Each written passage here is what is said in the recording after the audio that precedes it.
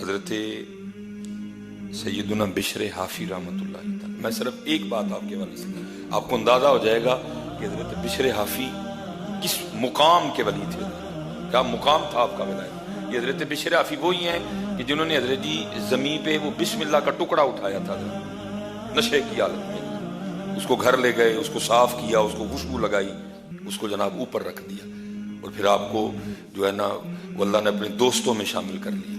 یہ وہی بشر حافی ہیں۔ لکھا ہے کہ امام احمد بن حنبل رحمۃ اللہ تعالی روز حضرت کے پاس جایا کرتے تھے، روز حضرت بشر حافی کی بارگاہ میں روز حاضری دیا کرتے تھے۔ لکھا ہے کہ ایک دن حاسدین نے نا اعتراض کیا، انہوں نے کہا امام صاحب آپ تو خود امام ہیں، امام وقت ہیں آپ، تو آپ اس دیوانے کے پاس کیوں جاتے ہیں؟ اور کمال جواب دیا، آپ نے فرمایا میں شریعت کا امام ہوں، میں شریعت کا جاننے والا ہوں، بشر حافی کے پاس اس لیے جاتا ہوں کہ جن کی شرع اور شریعت ہے نا یہ ان کو بڑا جاننے والے ہیں۔ آیا اس پائے کے ولی تھے حضرت بشر حافی رحمۃ اللہ۔ لکھا ہے کہ جب تک حضرت بشر حافی کو کہ آپ ننگے پاؤں رہتے تھے، جب آپ کی توبہ قبول ہوئی نا، جب آپ پہ کرم ہوا تو آپ اس وقت ننگے پاؤں تھے، پھر آپ نے ساری زندگی جوتی نہیں پہنی ہے، اب ننگے پاؤں رہے۔ اور پھر لکھا ہوا ہے کتابوں نے کہ اللہ نے جانوروں کے دلوں میں بھی یہ ڈال دیا تھا کہ میرا جو بشر ہے وہ میرا دوست ہے، وہ ننگے پاؤں رہتا ہے، اس لیے کوئی جانور بھی آپ کے شہر کا نا راستے میں گوبر نہیں کیا کرتا تھا۔ ایک دفعہ کو اللہ کے ولی تھے تو وہ شہر سے باہر تھے، جب وہ شہر واپس تشریف لائے تو راستے میں کسی نے گوبر کیا ہوا تھا، انہوں نے اسی وقت پڑھا انا للہ و انا الیہ راجعون۔ جو 7 لوگ تھے انہوں نے کہا حضرت یہ کس بات پہ؟ آپ نے فرمایا حضرت بشر حافی کا انتقال ہو گیا۔ لوگوں نے کی حضرت آپ تو شہر سے باہر ہیں، آپ کو کس طرح پتہ چلا؟ آپ نے فرمایا جب تک بشر حیات تھے کسی جانور نے راستے میں کبھی گوبر نہیں کیا، کہ اللہ نے لوگوں کے جانوروں کے دلوں میں ڈال رکھا تھا میرا بشر ننگے پاؤں رہتا ہے، اس لیے راستے میں کوئی گوبر نہ کرنا، کہیں میرے دوست کے پاؤں نہ گندے ہو جائیں۔ یا جو راستے میں گوبر پڑا ہے اس بات کی نشاندہی کر رہا ہے کہ حضرت بشر حافی کا انتقال ہو گیا۔ اس قدر اتنے جلیل القدر اللہ کے دوست تھے حضرت، اتنے شانوں والے یہ اللہ کے ولی تھے حضرت بشر حافی رحمۃ اللہ۔ لکھا ایک دن کسی شخص نے آپ سے کہا کہ میں دیکھتا ہوں کہ آپ موت سے بڑا ڈرتے ہیں۔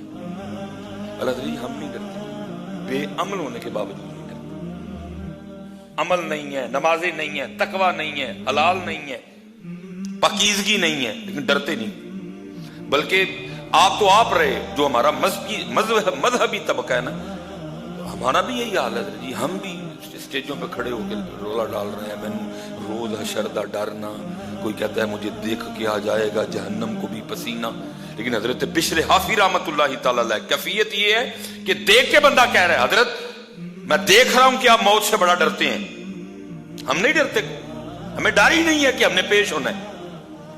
مالک پوچھے گا بتا بندے کیا کر کے آیا تو، کدھر ہے تیری نمازیں؟ کیا تیرے کان میں حی علی الصلاۃ کی آواز نہیں آتی تھی؟ ایک شادی کا تجھے کارڈ آ جاتا تھا، اس کی تو بڑی تیاریاں کرتا تھا۔ کیا تیرے کان میں آواز نہیں آتی تھی قبا سے؟ کیا تیرے کان میں آواز نہیں آتی تھی مہاجرین سے؟ کیا تیرے کان میں آواز نہیں آتی تھی ساتھ والی مسجد سے؟ کیوں نہیں تو نماز پڑھنے آیا؟ ڈر ہی نہیں کسی کو پرواہ ہی نہیں کہ کسی نے ہمیں پوچھا، ہم نے کسی کو جا کے جواب دینا، ایسی بے خوفی چاہیے۔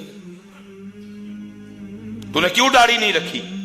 تو نے کیوں سر پہ ٹوپی نہیں رکھی؟ تو نے کیوں میرا ذکر نہیں کیا؟ تو تجھے مال دیا تھا کیوں تو نے میرے راستے پہ خرچ نہیں کیا؟ تو نے کیوں صلہ رحمی نہیں کی؟ کیوں تو نے معاف نہیں کیا؟ کیوں تو نے پردے نہیں ڈالے؟ ایسی بے خوفی تاری ہے، کوئی ڈر ہی نہیں کسی کو۔ اور حضرت بشر حافی کی حالت یہ ہے کہ کوئی دیکھ کے آپ کو کہہ رہے ہیں حضرت میں دیکھتا ہوں کہ آپ موت سے بڑا ڈرتے ہیں، میں دیکھتا ہوں کہ آپ موت سے بڑا ڈرتے ہیں، تو آگے سے حضرت بشر حافی جواب کیا دیتے ہیں؟ فرمایا موت سے ڈر نہیں لگتا، ڈر تو اس کی بارگاہ میں جا کے جواب دینے سے لگتا ہے۔ موت سے ڈر نہیں لگتا، ڈر تو اس بات پہ لگتا ہے کہ اس کی بارگاہ میں جا کے جواب کیا دینا ہے۔ اور ہمارا حال یہ ہے کہ ہم انتظار کرتے ہیں حضرت کوئی مصیبت زدہ کو پریشان ہو، ہم پھر اس کے پریشان ہونے کا فائدہ اٹھائیں۔